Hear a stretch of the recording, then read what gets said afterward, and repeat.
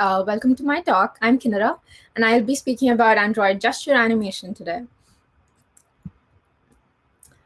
Just to give you a preview of what we are going to be doing today, before I start, if you'd like to refer to my slides, please scan the QR code. I'll also add a link in the chat later.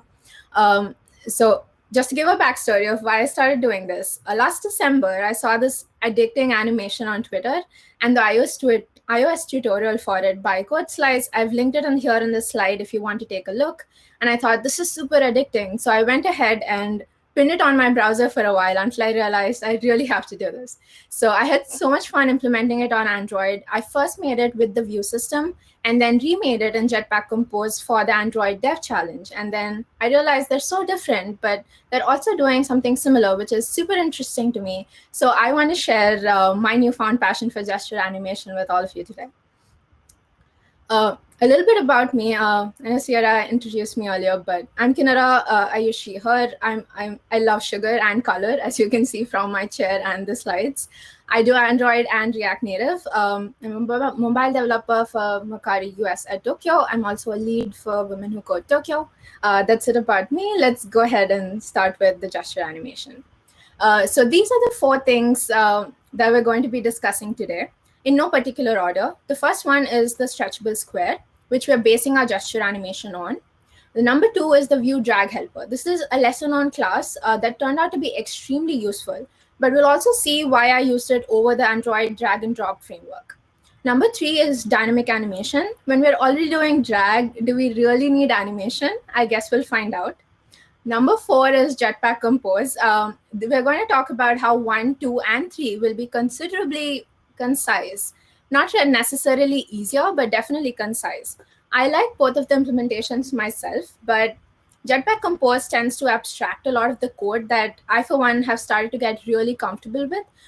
So I'll let you decide which one you like best. One more thing I'd like to mention is, for the sake of brevity, I will be omitting some code. So please check the source code for a more workable implementation. OK, so let's go ahead. Stretchable square. So before we start with the stretchable part of the square, let's go ahead and draw the square first.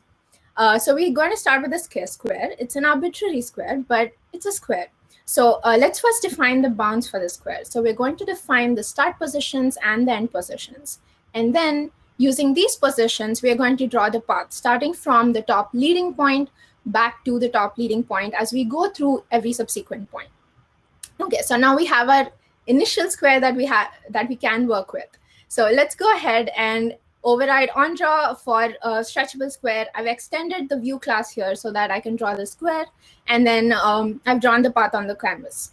The same thing for Jetpack Compose, where I create a canvas layout component to draw the path and use the modifier to wrap the content size. So here, I haven't chained a lot of functions yet, but this is how I've composed the canvas on Jetpack Compose.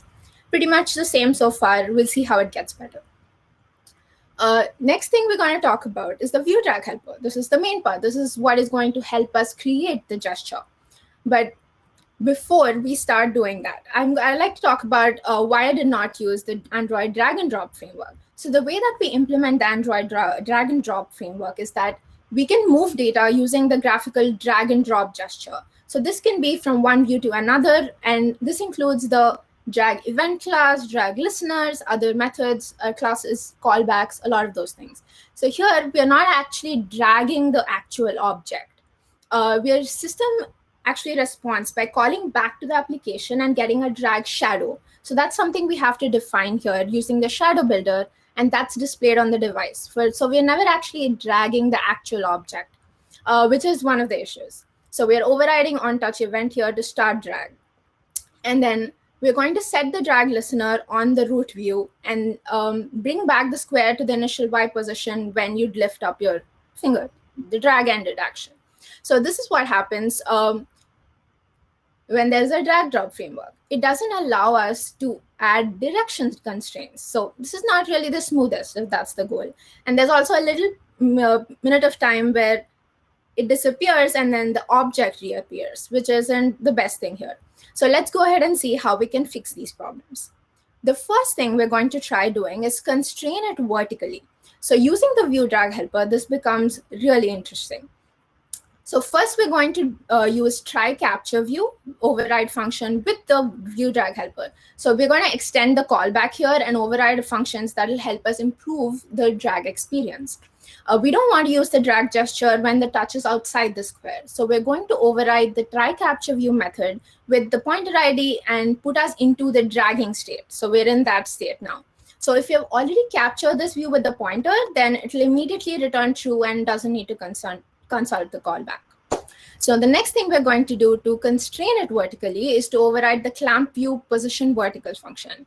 The default implementation does not allow vertical motion. So the clamp view position horizontal would not also allow horizontal motion. So by overriding this function, the extending class, which is ViewDrag Helper callback class, should override this method and provide the desired clamping. So we'll go really easy with this and say, I'm not going to allow it to go beyond height minus square size, which is at the very bottom of the screen.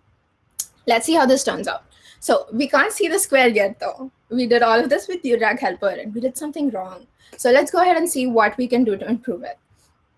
So we tried try capture view. We told it where to click. We told it where to clamp it, but we did not actually draw the square yet.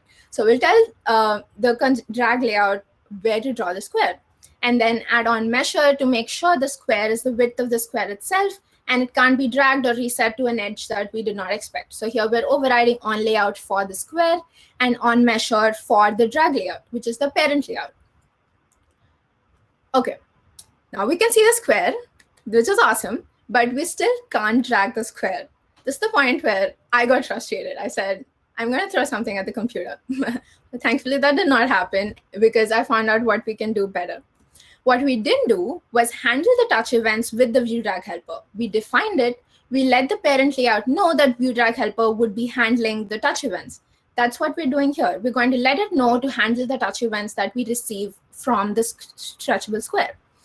So we process the touch event here and make sure that the ViewDrag Helper can access these events. So now that we've done this, it works somewhat. It's being constrained vertically, but the square can get dragged up beyond that bud, which is something we don't want. So we're going to go ahead and improve the code that we use for clamp view position vertical. Earlier, we just looked at the bottom thing, which was height minus square size. That's the drag range. But now we're going to go ahead and look at the top too. So if the top is less than 0, we're not going to let it go above and beyond. Now it's constrained vertically and in the range of the screen. So here we are. This is good, right? We've gotten to the point where we can drag it across the screen vertically.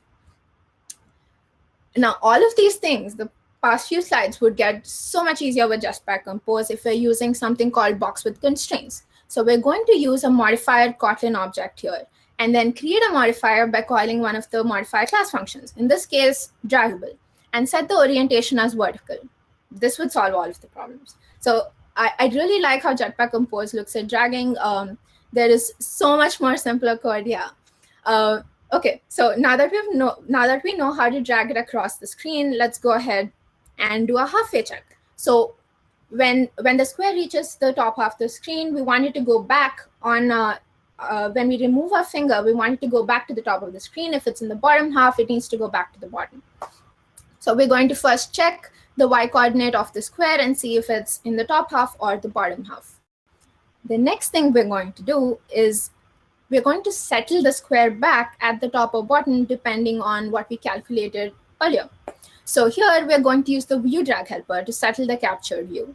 In general, when we don't settle it and reset the coordinate to 0, there is a very abrupt animation.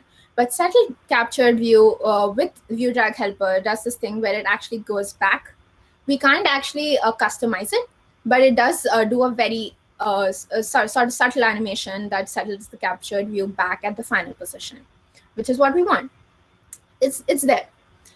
Since it's actually sliding back with settle capture view at the right is somewhat smooth. So this is where we are at now. So we drag it, it's constrained vertically, and we've done a halfway check so that it flings back to the top or bottom depending on which half of the screen that it's in. Now that we're here, let's go back to the stretchable square for a little bit because we just did the square. We have to add the stretchable part to it. So let's add the stretchable part. First, stretch factor here will define how close the quad curve will get to the center. And so we're going to say if stretch factor is 0, it's going to be a square. If it's 1, it's going to go closer to the center. Before we go ahead, we don't want an awkward triangle. So let's define 2 points close to the center, but not really the center. So we're going to do mid-left point X and mid-right point Y X, which is going to be 4th and 6th from the left of the square. We're also going to define something called control point Y. This will be useful to draw a quad curve.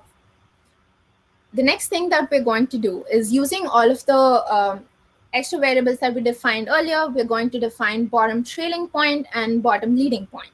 So this is going to be a point between the bottom leading point, which is the left end of the square, and the mid-left point that we defined earlier. So depending on the stretch factor, we're going to define both of these points. The same way it's the same way that we did for the bottom points, we're also going to do the same for the control points. This will define the quad curve.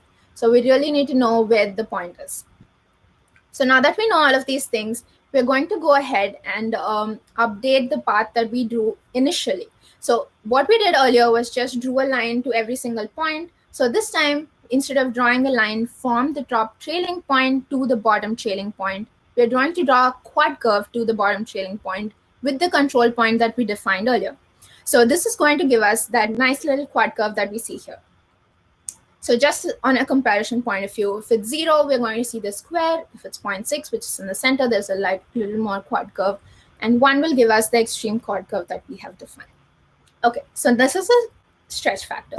But we also wanted to stretch vertically. So we also have to define scale for translation, which means that we are going to override on measure in the stretchable square to allow it to always stay the size of the square itself, but multiply it by scale for translation, depending on where it's at and where the drag gesture is going. So we've defined 2 things here, which is stretch factor and scale for translation. So we were here, which was constrained vertically, being able to fling back to the top or bottom, depending on which half it's in. OK, so before we go ahead to ViewDrag Helper, I want to go ahead and talk about some more things that we're going to define. So if we want to talk about stretch factor and scale for translation, we need to know how much they need to be stretched, which will depend on the translation from either the top or the bottom. That's what we're defining here. We're also going to define 2 very interesting things, which is stuck and unstuck. So we know that the square should be stuck to the top until it reaches some threshold value that we will define. So this is going to be, we're always going to check if the translation is less than the threshold, which will make it stuck, right? And when it's just about the sticky threshold, it's going to be just unstuck. So we're going to need this just unstuck for an issue we're going to encounter a little later, but we're going to define it here. So now that we have both of these, let's go ahead and look at how much simpler it is in Jetpack Compose. The best thing about Jetpack Compose is we have remember draggable state. So this is going to configure touch dragging for the UI element in the single orientation. The drag distance that is calculated by draggable will be reported back to this draggable state. And it allows us to react to the delta, drag delta, and update whatever that we need to do, right? And there are some really helpful callbacks that we don't need to override, but are provided here in the draggable. So they're called on drag started, on drag stopped. There's so many more things that will make our life so much easier. These are callbacks that are invoked when drag starts and stops. There's no real equivalent to it in the view system, but it does make things much easier. So this is really concise, but the logic remains the same. OK, so now that we've defined all of these things, let's go ahead and stretch and scale the square. So when we calculate scale for translation, we want it to be 1 plus absolute translation by the size of the square, right? And for stretch factor, we want it to be absolute translation by whatever threshold we've defined earlier. So let's go ahead and see how this turned out. We're going to update the stretchable square view in on view position changed, which is, again, a function that we override in the ViewDrag Helper callback. The ViewDrag Helper callback has a lot of functions that we can override to customize the drag experience. These 2 are some of them. I think if you think about it, these 2 are the closest to on drag started and on drag stopped for the view system. So we're going to update the stretchable square with the stretch factor and scale for translation that we've defined in the last few slides. So there we are. It works. We can drag it across the screen. It's not quite there, but we're getting there. So we have two problems here. The first one is that it doesn't reverse yet at the bottom. The second one is that it flings back from the bottom to the top when it's at the top. So let's look at it here. When it flings back and we let it go, it flings back from the bottom end to the top end. We actually want it to fling back from the top end to the bottom end. That's a more intuitive experience. So we're going to go ahead and solve both of those things. First, we'll solve the easy one, which is reversing it from the bottom. So we're going to flip it to the mid position when it's not at the top. And there we go. This is relatively easy to fix. So it looks great so far, but we still need to fix that fling back at the top, which is really hard to do with ViewDrag Helper. So this is where dynamic animation comes in. We're going to talk about dynamic animation now. This is a property animation system that allows us to animate almost anything in Android. You can define an animation to change an object property over time. To animate something, you need to specify whatever object property you want to change, such as the position on the screen, how long you want to animate it for, and what values you want to animate it between. So this is going to help us do that fling back. Okay, so let's start off with something relatively simple. We're going to go ahead and do a little bounce when it's released. Let's go ahead and look at it. It does a nice little bounce at the bottom. So this is one of the simplest things to do, which is we're going to go ahead and use spring animation, use Y coordinate as what we're going to animate, and then give it a damping ratio. So when it goes back, it does a little bounce before settling in. So there we are. When the view is released, we're going to add the spring animation, and it will go back to the final position, depending on whether it's at the top or the bottom. Okay, so now that we've done a little bit of simple animation, let's go ahead and try to do the fling back. So what we're going to do here is use the just unstuck that we realized earlier. So with on view position change, when it does change, we want to know when it gets just unstuck, that little point of time where it's dragged and then it releases from the top. So we're going to use this time to use the spring back. Okay, so here, what I'm using is called an animator set. So the way that we animate on Android is that there are two pieces to animating properties. The first one is calculating the animated values. That is something we should be doing, and setting those values on the object and property that is being animated. So object animator that we're using here is a subclass of value animator, which does not actually set those values on the object and property. All it does is calculate the animated values at a particular point in time. So you have to listen to those updates and modify them with your own logic. So using object animator, we're going to define stretch factors, something that we've already defined in our square. So that's where it's going to set it. So animator set here is to group the animations together so that they run in relation to one another. So there we go. We're going to animate Y. We're going to animate stretch factor, and we're also going to animate the scale for translation. So here, there is no fling back. We're going to define where exactly it needs to go. So when it's dragged, you can see the top coming to meet the bottom. But it's not abrupt because we're actually animating all of the properties that the square has, which is really cool. Okay, so there we go. We have a really cool, stretchy, sticky animation. It looks great. There's a little bit of bounce at the bottom. There's also a little bounce when it comes back and it unsticks from the top and bottom. So there we go. Now what's left? We have to do this in Jetpack Compose. So let's go ahead and look at how we can do this. So I'm going to define an enum class called box state using the same things that we did earlier, which is normal state, the stuck state, and the just unstuck state. This is something we're going to define in the same way as the view system. So what's new about Jetpack Compose? What we can use is something called an update transition. So what update transition does is it sets up a transition, updates it with the target provided by the current state, which we're passing through. So when this current state changes, transition will run all of the child animations towards their target values specified for the current state. So depending on what we tell it to do, it will. And in this way, we don't actually have to think about which function we have to access this in and what's the right time to do it, because it will tell you. Let's look at how we'll do it for the stretch factor, the same spring animation. The best thing about this is that the transition will allow us to animate through the transition. So let's say it goes from stuck to unstuck, which is where we want that little bounce. We're going to add a spring animation by using boxState.stuck is transitioning to boxState.justUnstuck. So we know that only in this case, we're going to see a spring animation. Really cool, right? So let's go ahead, and this is what we did for view system. So just to show you a difference, the single line of spring animation, something that's really easy to define.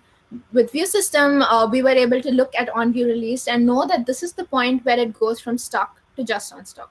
So just two different ways of doing things. Let's now look at the fling back. Again, we're looking at the Y offset, and we wanted to fling back at this particular point, right? So we're going to do the same thing when it just gets unstuck to going back to normal, which is when it's going to come back. We wanted to do a spring animation. So the best thing here is that we don't have to mention what properties we have to go back to, because when the current state changes, transition will actually run all of its child animation towards the target value. So because we know what boxState.normal is, we know what boxState.justUnstuck is, we know that all of these values will be running to animate towards the target value specified by boxState.normal, which makes it a one-liner. Okay, just for comparison, this is what we did with the view system. We went ahead and used our animator set with object animator animating the Y value, the stretch factor, and the scale for translation, which becomes so much easier with Jetpack Compose. And there we go. With Jetpack Compose, you have the same kind of animation with a lot less code. But it's also really interesting. What's really interesting about Jetpack Compose is that you have to find the exact set of modifier chaining that will help you achieve what you want. So it's really interesting to go digging through the modifier and trying to figure out what we need to do. Yeah, so let's go ahead and do a little summary. First, we looked at the stretchable square. We talked about how to define a stretch factor and scale for translation that helped us drag the square and stretch it at the same time. Number two, we talked about drag helper a lot. We now know why we can't use drag top, because there's so much we're customizing here with the animation. The third part is dynamic animation. A lot of spring. So it makes it look so much cooler. Number four, Jetpack Compose. I really liked how Jetpack Compose made the whole process really concise. So there we go. I know that was a lot of information. Please do check out the source code for a more detailed working implementation. I hope you really enjoyed the talk today. Thank you so very much. I'm Kinnera Priya P on most social media platforms, so feel free to connect with me on one or more of them. I would love to hear suggestions, improvements, critique. Also happy to answer any questions you may have. I might not have all the answers yet, but I will look them up if I can't. Thank you again. I'm Kinnera. I had so much fun speaking today at REIMAGINE today, and I hope you did too. Thanks so much. That was really a fun presentation. I really enjoyed it. You did get a question almost immediately in the chat. What else would you like to do with animations and learn from here? So I think what's really interesting about this is that there is Android especially allows us a lot of generic functions. And so there is no limit to what we can try with this. And so I want to try multiple gestures at the same time. I think that would be a really interesting experiment to try, especially because we don't want things to overlap. How do we handle touch events when there is more than one object on screen? I think that would be really interesting to try. Yeah. Yeah. Are there any other questions from our audience? I know it was a lot of information. There's a lot to digest after that.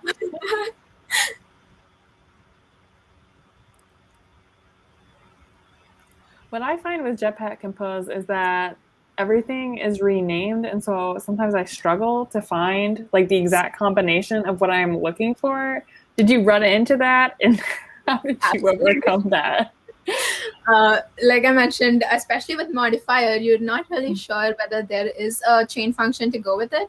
And so it becomes really interesting to sort of go through, there are not enough Stack Overflow answers yet.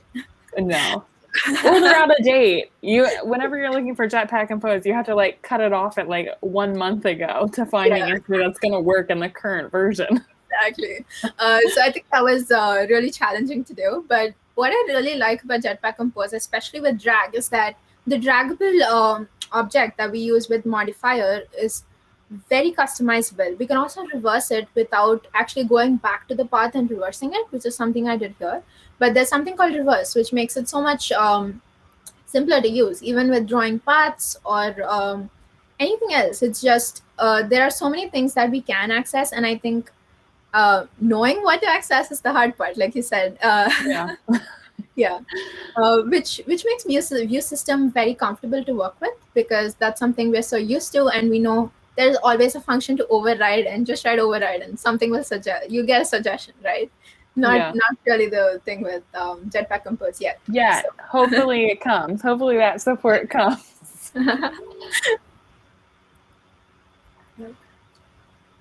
Well, thank you so much for presenting tonight. It was a great talk. I really enjoyed it. For everyone in our audience, thank you for hanging out with us for the last 30 minutes. There's another round of talks starting at 8:30, and we hope to see you all there. Yeah, thank you so much for having me here and for listening to my talk. I hope you'll go look up the code itself and see if there's something we can go ahead and do with it. It'll be fun. Yeah, thank you.